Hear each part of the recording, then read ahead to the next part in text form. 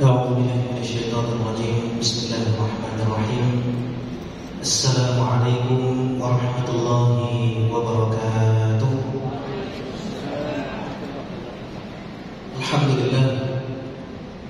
الحمد لله الذي هدانا لهذا وما كنا لنهتدي لولا أن هدانا الله.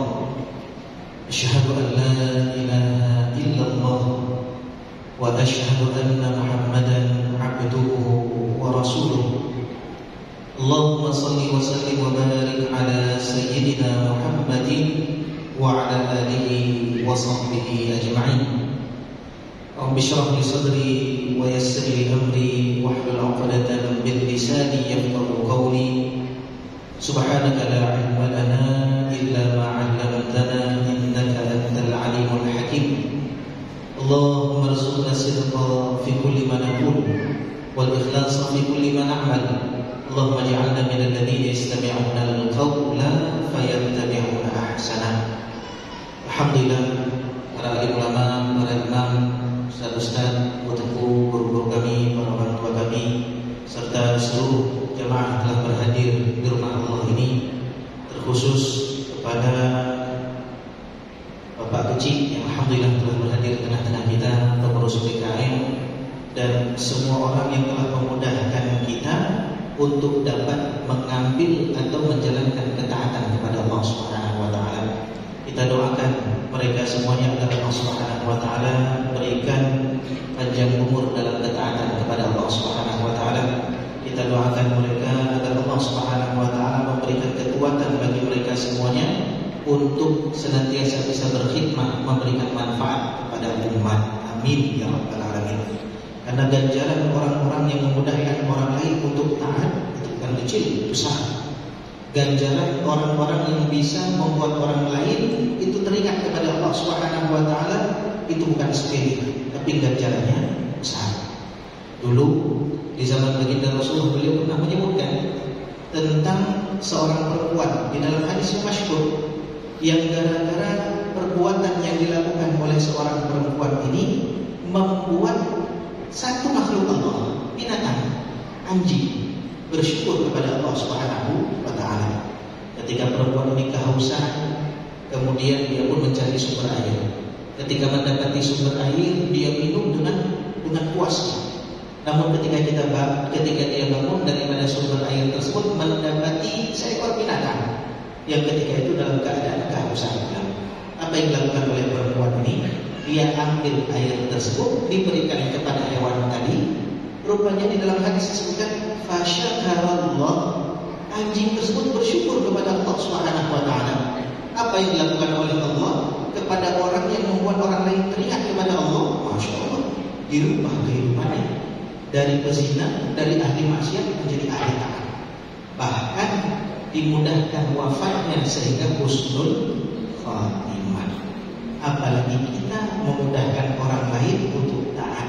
Dengan ada agendanya seperti ini, banyak orang menyebut nama Allah. Dengan agenda seperti ini, orang teringat kepada Allah. Dengan agenda seperti ini, orang mudah untuk taat kepada Allah. Ganjarannya tak kecil. Al-qalil minallahi la yuqallil qalil. Sedikit saja pemberian daripada Allah, itu nggak bisa dikatakan sedikit. Sedikit saja pemberian daripada Allah itu cukup untuk membuat kita betul-betul mendapatkan ketenangan dunia dan akhirat.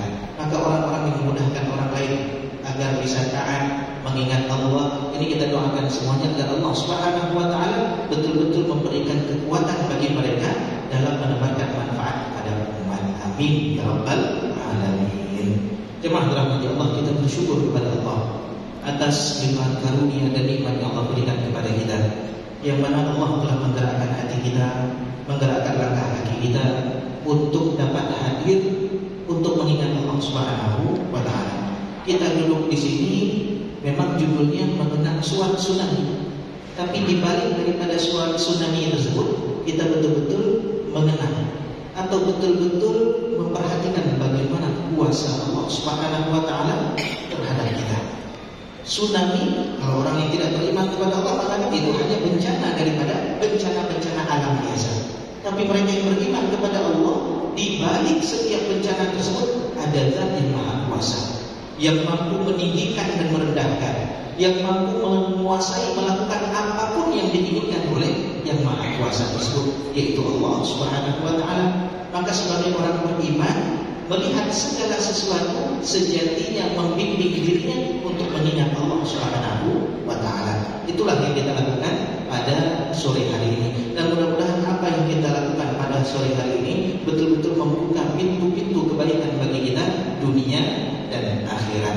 Amin ya rabbal alamin. Salawat berikan salam senantiasa tercurahkan kepada junjungan kita baginda Nabi besar Muhammad sallallahu alaihi wa alihi wasallam, para keluarga dan sahabat-sahabatnya yang telah memperjuangkan agama ini dengan penuh pengorbanan, memberikan keteladanan yang sangat sempurna bagi kita agar kita bisa mengikuti jejak langkah mereka sehingga bisa selamat dunia dan akhirat kita.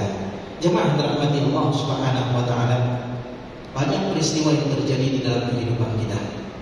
Banyak terjadi peristiwa di sekeliling kita.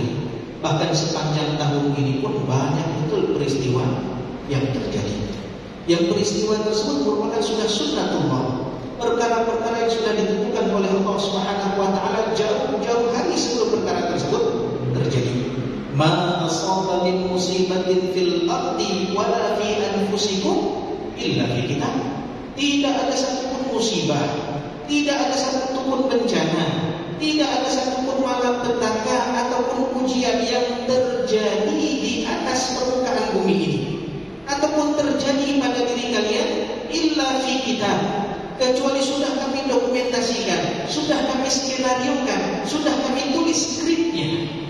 Fi kitab, di dalam kitab, min qabli an nabraha, jauh-jauh sebelum perkara tersebut terjadi. Tujuannya apa? Tujuannya untuk menguji kita, likai la ta'saw 'ala ma fatakum, supaya kita tidak terlampau bersedih dengan apa yang luput daripada kita daripada perkara dunia. Wala tafrahu bima atakum, dan kita tidak terlampau senang dengan apa yang kita dapatkan. Karena sejatinya semua peristiwa yang Allah Subhanahu wa taala berikan kepada kita di atas permukaan bumi ini, Dia berbuat untuk menguji kita. Ayyukum ahsanu amala. Siapa di antara kita yang terbaik amalannya? Yang dapat musibah bukan kita saja, jutaan, miliaran orang mendapatkan musibah. Allah ingin lihat siapa di antara orang-orang yang mendapatkan musibah tersebut yang terbaik dalam menghadapi musibah ujian yang Allah berikan. Yang mendapatkan nikmat bukan kita saja, jutaan, miliaran orang mendapatkan nikmat. Allah ingin uji juga di antara orang-orang yang dapat nikmat tersebut, siapa yang terbaik amalannya dalam mendapatkan nikmat. Yang sehat bukan kita saja, jutaan, miliaran orang yang sehat. Allah ingin uji di antara orang-orang yang sehat tersebut, siapa yang terbaik. Kita pun sama, yang dengar majelis bukan kita saja, banyak majelis-majelis yang ada. Mungkin sore ini saya bukan hanya di tempat kita, di penjuru dunia pun ada majelis-majelis yang lain. Allah ingin menguji di antara orang-orang yang hadir dalam majelis tersebut, ayyukum ahsanu amala, siapa yang terbaik dalam menjalani atau menghadiri majelis-majelis. Maka sejatinya hidup kita detik per detiknya adalah ujian yang Allah Subhanahu wa taala berikan kepada kita. Wa nabluukum bil khairi wasyarri fitnah. Allah Subhanahu wa taala uji kita, baik itu dengan perkara-perkara yang kita suka kita dapatkan dengan nikmat-nikmat. Kita juga diuji oleh Allah dengan perkara-perkara keburukan. Itu semuanya merupakan ujian bagi kita. Dan orang-orang terdahulu telah mendapatkan ujiannya. Kita pun ada ujiannya masing-masing. Sebagaimana disebutkan Allah Subhanahu wa taala dalam Al-Qur'an, tidak ada manusia yang luput daripada ujian. Semuanya diuji oleh Allah, semuanya punya permasalahan masing-masing. Kita sering dengarkan dalam ayat Al-Qur'an, "Walanabluwannakum bisyai'in minal khawf." Dan sungguh kata Allah, kami akan uji kalian semuanya dengan sedikit ketakutan, kekhawatiran. Kemudian Allah uji kita juga wal-ju', kelaparan. Allah uji kita juga dengan kekurangan harta, kekurangan buah-buahan, kehilangan jiwa. Itu ujian semuanya. Tujuannya apa? Wa basyiris sabirin. Allah ingin mencari siapa, di mana orang-orang yang bersabar atas ujian tersebut. Maka tidak ada orang yang tidak punya masalah. Semua daripada kita ini punya masalahnya masing-masing. Kita sering dengar anak kecil punya masalah. Banyak masalah anak kecil. Selalu berpikiran enak betul ya orang besar, bisa pegang HP, bisa tak tidur siang, bisa macam-macam. Ini anak kecil, enak bisa pegang duit, tak pegang duit, ingin cepat-cepat jadi besar. Dikiranya ketika menjadi besar hilang masalah. Orang besar punya masalah, banyak betul masalahnya. Ingin jadi anak kecil. Udah gede sedikit, udah usia menikah belum punya calon, masalah. Itu dalam pikiran. Ini ketemu orang ditanya kapan nikah, masalah besar betul masalahnya. Bahkan banyak orang-orang yang gagal nikah dikira masalahnya besar sampai bunuh diri. Ada gara-gara putus dengan kawannya, itu masya Allah bukan besar. Dia kira itu masalah terbesar. Dia nggak tahu setelah nikah banyak betul masalah. Orang belum nikah masalah, setelah menikah ada masalah banyak betul. Habis menikah apa berarti masalahnya? Enggak. Habis nikah belum punya anak, masalah bu, masalah. Udah punya anak banyak, masalah bu. Belum punya rumah, masalah. Punya rumah besar, masalah. Hidup di kampung banyak masalah. Hidup di kampung enak, kalian orang kota kemana-mana bisa jalan ini. Orang kota bilangnya enak kalian hidup di kampung, lihat tenang hidup kalian. Semuanya punya masalah. Tinggal di kota punya masalah, di desa pun punya masalah. Tinggal di kampung masalah, di istana ada masalah. Jadi saya lihat juga yang hadir sini orang-orang banyak masalah. Ya. Dan yang pegang pun banyak masalah. Jadi semua sama-sama kita punya masalah. Jangan membebankan orang lain dengan masalah kita. Setiap daripada kita punya masalah masing-masing. Lihat Pak Kecil, enak kali Pak Kecil. Pemimpin kampung, nyuruh-nyuruh ini apa, itu kita kira enak betul. Tapi kalau kita jadi kecil, masya Allah, ribut rumah tangga lapor Pak Kecil, kotor ribut sama tetangga lapor Pak Kecil, semuanya. Kalau yang lain sekarang lagi libur akhir tahun, Pak Kecil ada libur? Enggak ada libur. Maka semua daripada kita punya masalah masing-masing. Itu adalah ujian yang Allah berikan kepada kita. Ahasiban nas ayyutraku ayyaqulu amanna wa hum la yuftanun.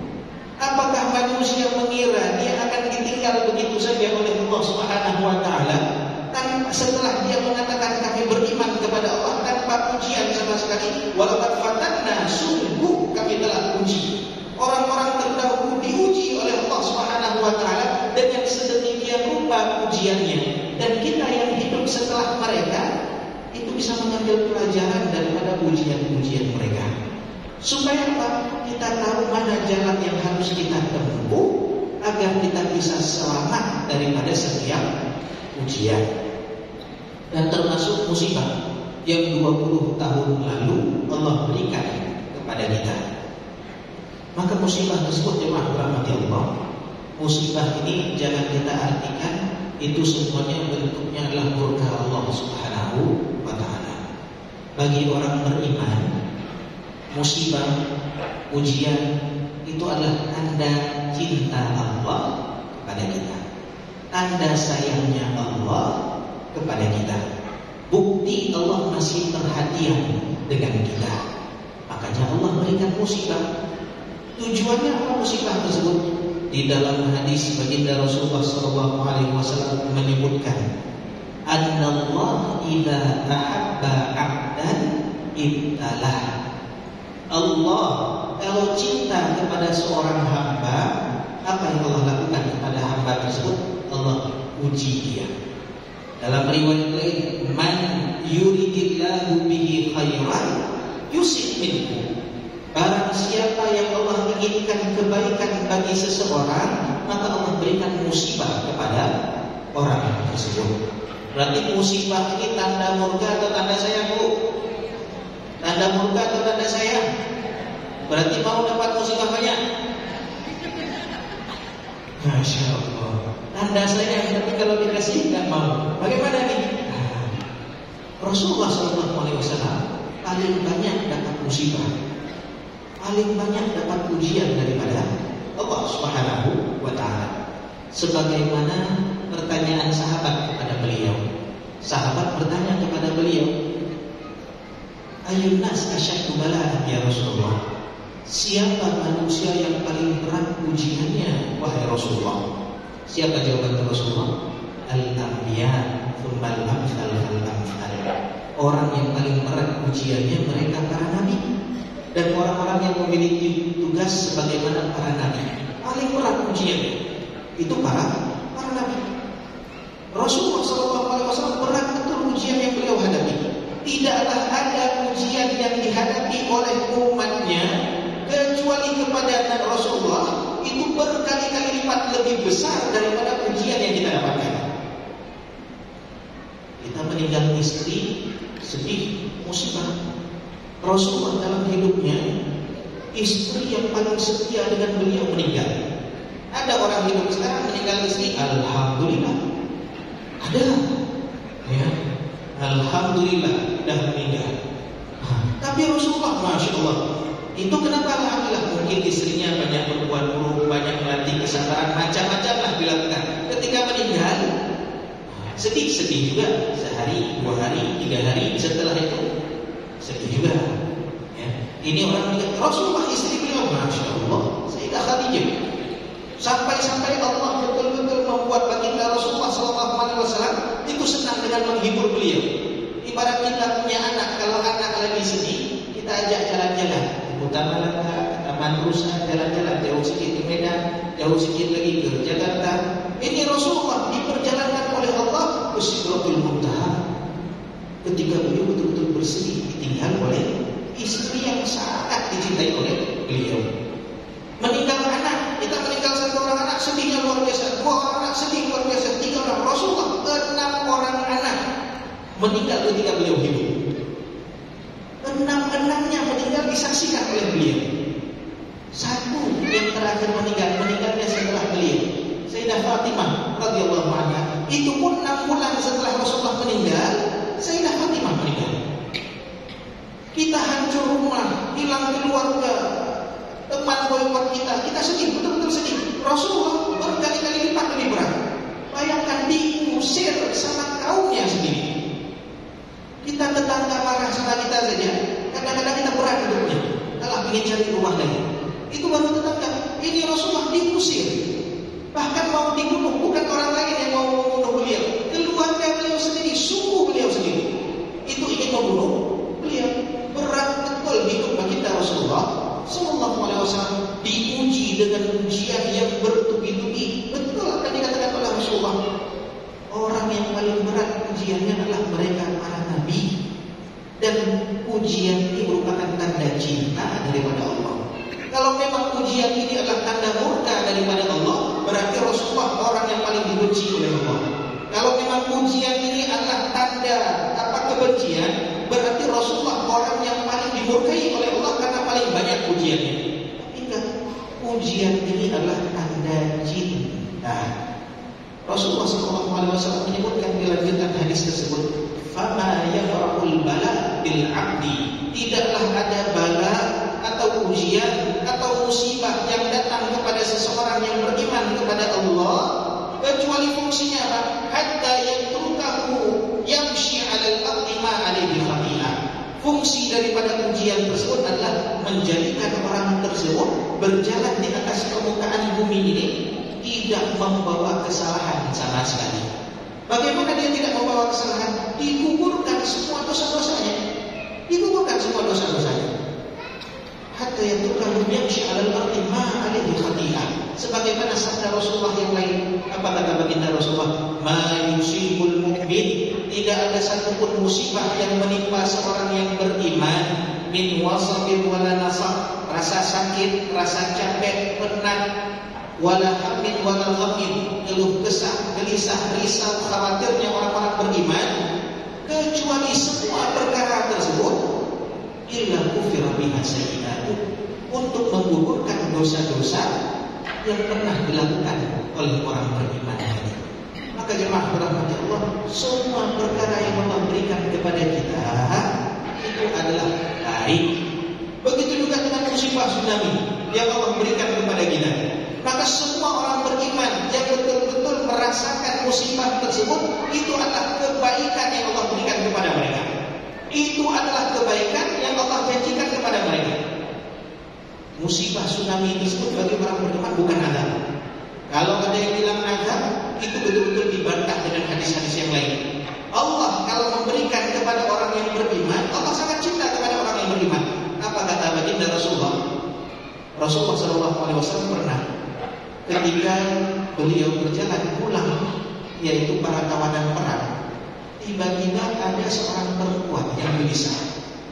Rupanya perempuan ini kehilangan anak yang masih disusukannya di dalam tawanan perang. Di dalam kitab Riyadhus Shalihin disebutkan. Maka dilihat oleh para sahabat, lari ke sana, lari ke sini perempuan, karena anaknya hilang. Hilangnya itu bukan di tempat-tempat yang nikmat, tapi di para tawanan perang. Maka perempuan ini lari sana, betul-betul mencari anaknya.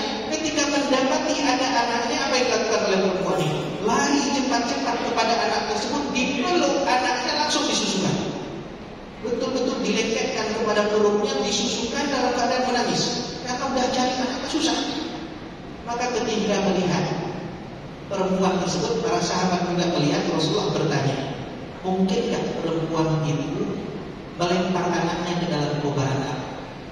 Apa kata sahabat? Tak mungkin Rasulullah, sayang betul dia kepada anaknya. Begitu juga Allah kepada orang yang beriman. Gak mungkin orang beriman itu dibakar oleh Allah di dalam kobaran api, gak mungkin. Bahkan di dalam hadis yang disebutkan, Allah sebutkan surga itu Allah ciptakan bagi orang beriman, neraka itu Allah ciptakan bagi orang yang kafir. Kalau ada orang yang beriman masuk ke dalam neraka, apa kata para ulama? Bukan diadab orang beriman tersebut, tapi dibersihkan. Gak layak kita bilang orang beriman dibakar di dalam api neraka, tapi bagaimana? Dibersihkan. Ibarat kita punya anak main-main di samping got, di samping proyek, jatuh, habis semuanya, hitam semuanya. Apa yang dilakukan orang tuanya? Dimandikan anaknya pelan-pelan, walaupun kotoran itu semuanya ada pada dirinya, tak sambil dipukul-pukul, tapi betul-betul dengan pelan-pelan dibersihkan anak tersebut untuk ditempatkan di tempat yang terbaik. Di mana? Di atas tempat tidur, supaya bisa istirahat. Begitu juga dengan orang-orang yang beriman yang khilaf, yang melakukan keburukan, yang melakukan dosa, yang melakukan perbuatan-perbuatan maksiat. Itu dengan kemaksiatan tersebut, kalau Allah tidak mengampuninya, maka apa? Allah sayang kepada orang tersebut. Tapi caranya bagaimana? Dibersihkan dulu untuk ditempatkan di tempat yang terbaik bagi orang yang beriman. Yaitu di mana? Di dalam surganya Allah Subhanahu wa Ta'ala. Maka jemaah dirahmati Allah Subhanahu wa Ta'ala, apapun musibah yang Allah berikan kepada orang yang beriman, itu adalah tanda cinta, tanda sayang Allah kepada orang yang beriman. Allah rindu namanya dipanggil oleh orang tersebut. Allah ingin namanya disebut-sebut oleh orang tersebut. Allah ingin agar dirinya dipanggil-panggil oleh orang tersebut. Diberikan musibah. Kita kalau dapat musibah, meninggal anak, orang yang kita cintai meninggal, rumah, harta yang kita kumpulkan habis, itu siapa yang kita panggil pertama kali? Allah yang kita panggil. Maka ketika kita memanggil Allah Subhanahu wa Ta'ala, segala sesuatu yang membuat seseorang mengingat kepada Allah, itu adalah kebaikan, walaupun secara zahir itu adalah perkara keburukan. Ada orang, Masya Allah, ini ada yang cerita kepada saya tentang kawannya. Dia punya harta, profesinya luar biasa, itu macam-macam maksiat sudah dilakukan. Tiba-tiba apa yang terjadi? Divonis sama dokter, dia dapat penyakit kanker. Setelah dapat penyakit kanker ini, takut dia kalau meninggal. Akhirnya apa yang dilakukan? Ditinggal semua maksiat. Dulu sholat tidak pernah sholat, sekarang sudah belajar sholat. Kemudian harta, banyak harta diberikan kepada orang-orang, diderma semuanya harta-harta tersebut. Mulai teringat kepada Allah, kembali kepada Allah. Kira-kira sakitnya tersebut azab atau cinta Allah kepada orang tersebut? Allah cinta kepada dia. Diberikan sakit tersebut secara zahir, kepada Allah Subhanahu wa taala, mengingat Allah Subhanahu wa taala. Orang kalau diingatkan kepada orang tersebut untuk taat, untuk memanggil, untuk bermunajat kepada Allah, maka hakikatnya itu adalah tanda cinta yang Allah berikan kepada orang tersebut. Syekh Said Ramadan Luthi itu pernah berkisah. Beliau bercerita tentang seorang tuan yang mendatangi doa daripada pembantunya. Ini berbeda dengan doa-doa yang pada umumnya. Tengah malam tuan ini bangun, mendapati pembantunya berdoa. Apa doa pembantunya tersebut? Allahumma bihubbika iyaya fa'adkhilnil jannah. Ya Allah, karena engkau cinta kepada saya, masukkan saya ke dalam surga. Dengan bibirnya dia mengatakan, ya Allah, karena engkau cinta sama saya, masukkan saya ke dalam surga. Kita nggak berani bilang, ya Allah, saya cinta kepadamu, masukkan saya ke dalam surga. Tapi dia enggak doanya, ya Allah, karena engkau cinta sama saya, maka masukkan saya ke dalam surga. Paginya ditanya sama tuannya, kok berani betul, kok percaya diri betul berdoa dengan doa tersebut? Dari mana kamu tahu Allah sudah cinta kepada beliau? Apa kata pembantunya ini? Wahai tuan, kalau bukan karena cinta Allah kepada saya, enggak mungkin tengah malam saya dibangunkan, diingat untuk bersuci. Kalau bukan karena cinta Allah kepada saya, tidak mungkin saya dibangunkan tengah malam untuk mau berlama-lama berdiri untuk menghadap Allah. Tidak mungkin kalau bukan karena Allah cinta kepada saya mau duduk berlama-lama berdoa sampai nangis. Saya tahu itu semuanya adalah tanda cinta yang Allah berikan kepada saya. Maka saya minta kepada Allah agar dengan tanda cinta tersebut Allah masukkan saya ke dalam surga. Makanya salah satu tempat mustajab, waktu mustajab doa itu kapan?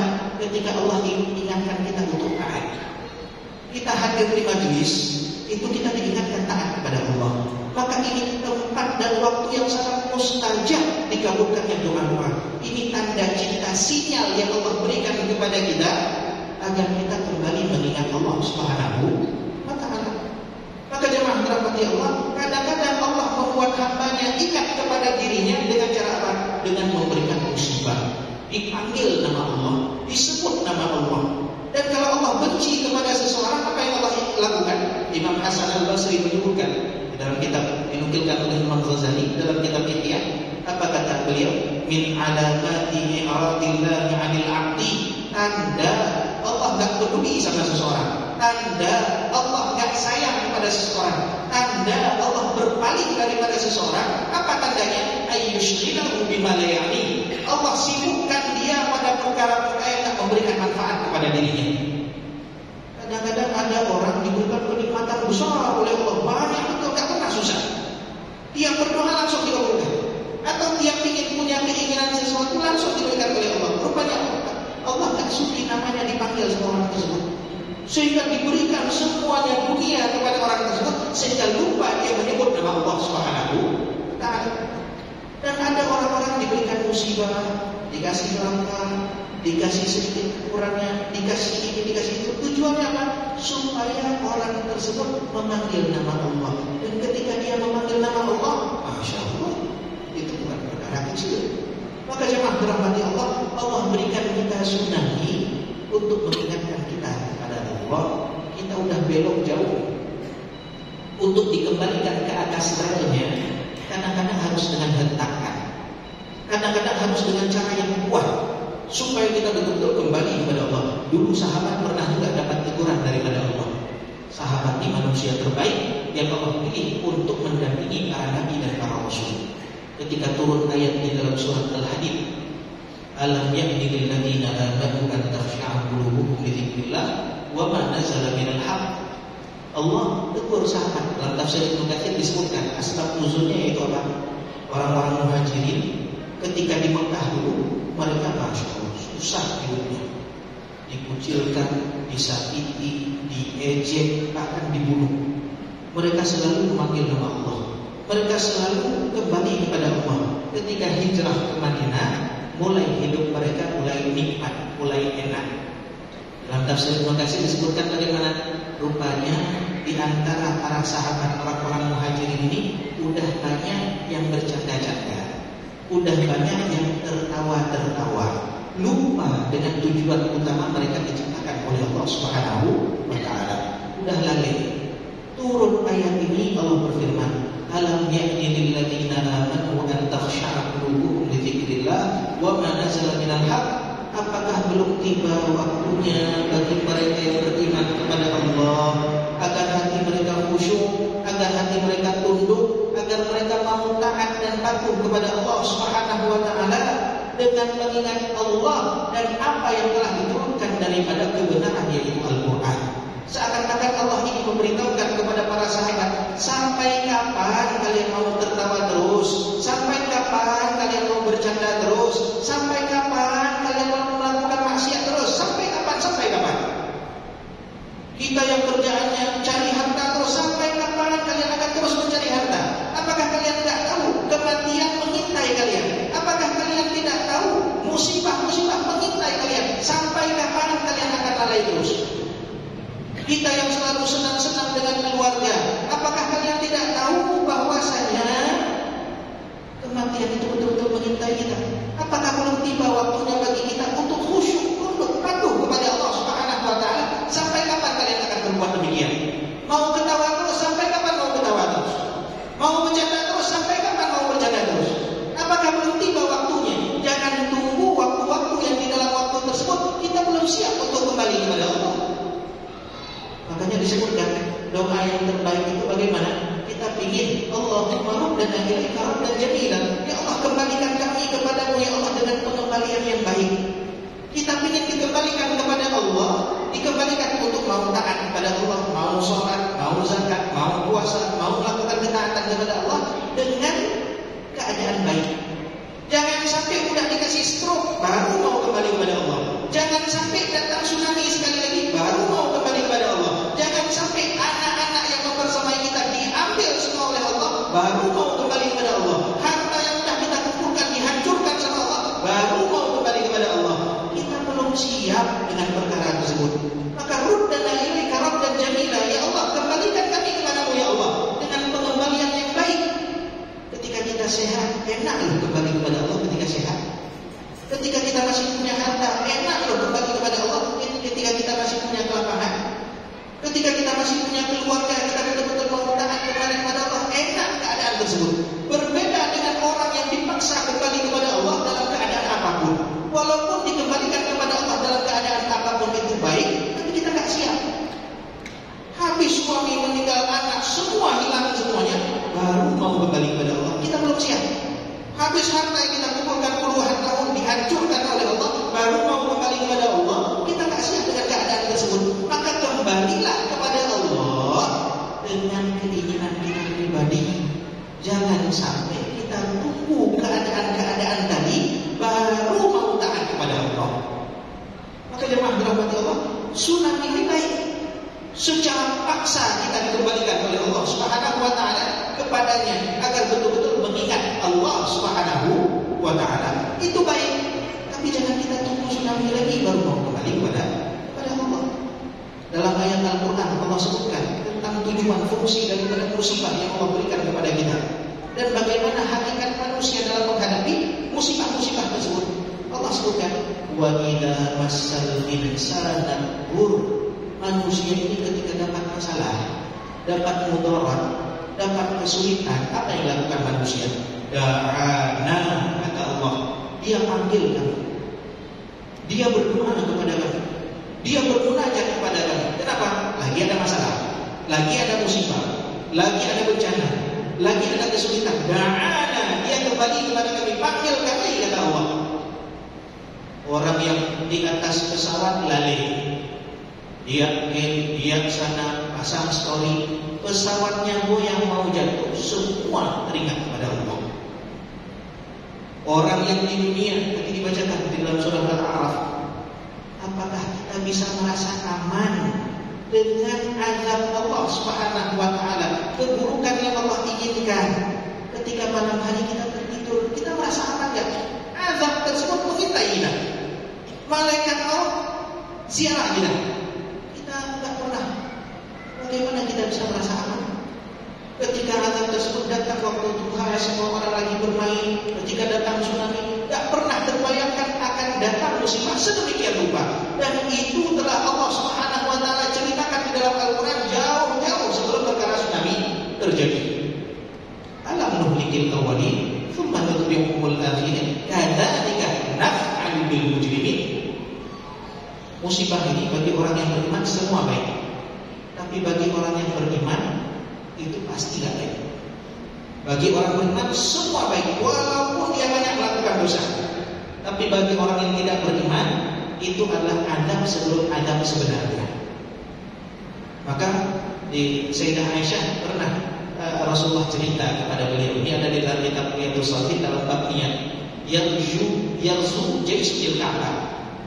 Rasulullah menceritakan ada pasukan yang ingin menghancurkan Ka'bah. Fa idza kanu bi Baida yukhsafu bi awwalihim wa akhirihim. Ketika mereka sampai di suatu tempat, apa yang terjadi? Allah binasakan semuanya. Semua yang ada di situ Allah binasakan semuanya. Sayyidah Aisyah langsung terkejut bertanya kepada Rasulullah, "Kaifa yukhsafu bi awwalihim wa akhirihim wa fihim aswaquhum wa min ghairi dzalik?" Wahai Rasulullah, gimana Allah bisa menghancurkan semua yang ada di tempat tersebut, sedangkan di tempat tersebut ada orang-orang yang sedang di pasar. Mereka enggak ingin menghancurkan Ka'bah, lagi di pasar, lagi tawar-menawar. Ada orang-orang yang memang bukan ingin menghancurkan Ka'bah, mungkin lagi main-main. Itu pasukan tersebut ketika berada di tempat tersebut Allah binasakan semuanya. Kan ada orang-orang yang tidak ingin berperang juga, tapi kenapa dibinasakan oleh Allah juga? Apa kata Rasulullah setelahnya? Semua dibinasakan oleh Allah, tapi nanti dibangkitkan sesuai dengan keadaan niat mereka. Dikembalikan nanti di hari kiamat sesuai keadaan mereka. Kalau mereka orang beriman, musibah tsunami tersebut nanti dibangkitkan dalam keadaan beriman. Mereka yang kufur dibangkitkan juga, tapi dalam keadaan terburuk yang mereka rasakan. Itu bagi orang beriman semuanya adalah kebaikan, walaupun banyak melakukan dosa. Ini musibah, apapun musibah tersebut. Maka begitu juga tsunami. Ada orang maksiat, ada yang tidak maksiat. Ada orang yang beriman, ada yang tidak beriman. Semua orang yang beriman itu adalah kebaikan. Disebutkan di dalam hadis yang lain, annal abda idza sabaqat lahu manzilah indallah lam yablugh biha amalu. Seorang hamba kalau punya kedudukan di sisi Allah dengan kedudukan yang mulia, tapi amalannya enggak cukup, amalannya biasa-biasa saja, tapi dia ditentukan ini orang mulia di sisi Allah. Apa yang Allah lakukan? Ibtalah, Allah uji dia dengan apa? Pada jasadnya, pada fisiknya. Allah uji dia pada hartanya, dan Allah uji dia pada anak dan keturunannya. Sehingga apa yang terjadi? Dia bersabar dengan ujian tersebut. Ketika hari kiamat dia mendapati tinggi betul kedudukannya. Bukan dengan banyak sholat sunnahnya, bukan dengan banyak puasa sunnahnya, tapi dengan apa? Dengan kesabaran atas segala ujian yang Allah berikan kepada orang tersebut. Maka jemaah dirahmati Allah Subhanahu wa taala, dalam ayat tadi manusia ketika diuji oleh Allah, ketika mendapatkan mudarat dalam kehidupannya, dia berdoa kepada kami. Bagaimana dia berdoa kepada kami? Lijadrihi au qa'idan au qa'iman. Dia memanggil kami dalam keadaan berbaring, dia teringat kepada kami. Dalam keadaan duduk, dia teringat kepada kami. Dalam keadaan berjalan pun dia teringat kepada kami. Kenapa? Lagi ada musibah. Waktu tsunami dulu, coba kita lihat orang-orang. Ketika lihat video-video tsunami, Masya Allah, semua kembali kepada Allah. Masjid-masjid penuh, walaupun masjidnya apa adanya. Kemudian orang-orang ketika berjalan praktik, semuanya teringat kepada Allah. Dalam keadaan duduk, la ilaha illallah, la ilaha illallah, la ilaha illallah. Berbaring pun teringat kepada Allah, berjalan pun teringat kepada Allah. Itu umumnya manusia ketika mendapatkan musibah. Tapi Allah ingatkan, jangan kalian menjadi orang-orang yang teringat kepada Allah musibah. Ketika dapat musibah saja baru teringat sama Allah. Falamma kashafna anhu durrah, ketika kami hilangkan musibah tersebut, apa yang terjadi kepada manusia? Marra, kembali seperti biasa. Ka'allam yad'una ila dhurrin masa, seakan-akan enggak pernah dia berdoa kepada kami seperti dia sedang mendapatkan musibah. Habis keluarganya diganti dengan keluarga baru oleh Allah. Habis hartanya diganti dengan harta yang baru oleh Allah. Hancur rumahnya dibangun lagi oleh Allah Subhanahu wa taala rumah baru. Bukan satu, banyak lagi rumahnya. Pekerjaannya hilang diganti pekerjaannya lagi oleh Allah, bahkan penghasilannya lebih besar.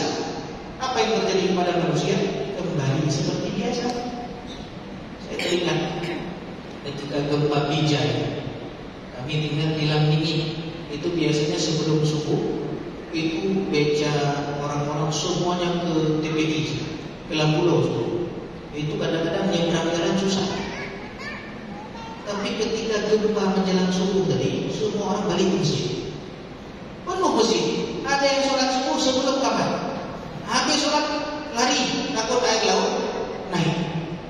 Jangan kita ingat Allah, musibah lagi ada masalah. Apa kata Rasulullah? Man sarrahu ayyastajiba Allahu lahu 'inda syada'idi awil karbi falyughfirid du'a 'inda raha. Kalau kalian mau Allah ingat kalian dalam keadaan kalian susah, Allah kenal kalian ketika kalian dalam keadaan sulit, maka apa yang mesti kalian lakukan? Falyughfirid du'a, berbanyak memanggil nama Allah ketika senang. Ini ketika senang lupa sama Allah, ketika susah baru bawa nama Allah. Ingin ganti mobil, kerja, sholat tinggal. Dapat mobil, ketabrak. Ya Allah, bagaimana dulu? Waktu tadi jadi mobil, sholat lupa, Allah lupa. Tapi ketika udah dapat mobil, dicuri mobilnya, ketabrak mobilnya, ada dapat musibah, siapa yang pertama kali dipanggil?